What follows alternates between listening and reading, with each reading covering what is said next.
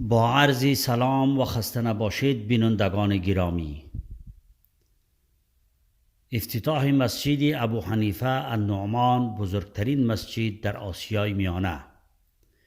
امروز برای شما افتتاح بزرگترین مسجد در آسیای میانه را به معرفی میگیریم که در شهر دوشنبه پایتخت جمهوری تاجیکستان افتتاح شد.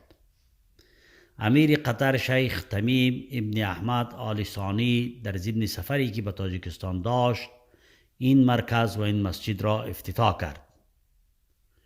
بودجه این مسجد 100 میلیون دلار آمریکایی است که از جانب کشور و دولت قطر پرداخت شده است. بنای این مسجد 14 سال قبل آغاز شده بود که بنا بر معاذیر چند سال معطل شد. مساحت کل مسجد 61,000 متر مربع یعنی 31 جریب زمین می باشد. مسجد دارای 4 مینار بزرگ به ارتفاع 74 متر و 2 مینار به ارتفاع 21 متر هست.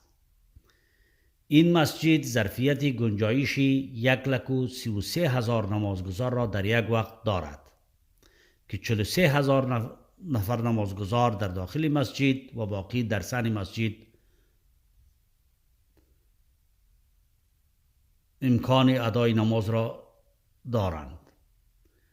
به قول آقای سلیمان دولتزاده رئیس امور مذهبی جمهوری تاجیکستان، این مسجد و این مرکز از جانب دولت قطر به نیت ترویج افکار اسلامی در محور مذهب امام حنیفه رحمت الله علیه ایجاد شده است که بدون شک معتدل‌ترین و متسامح‌ترین مذهب اسلامی در دنیا می باشد و بیشترین مردم اهل سنت و الجماعت پیرو این مذهب هستند.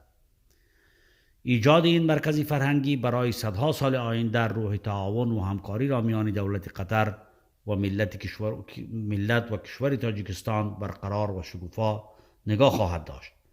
فعالیت علمی و فرهنگی در این مرکز برای نسل جوان آینده تاجیکستان و آسیای میانه بسیار با اهمیت خواهد بود. و السلام.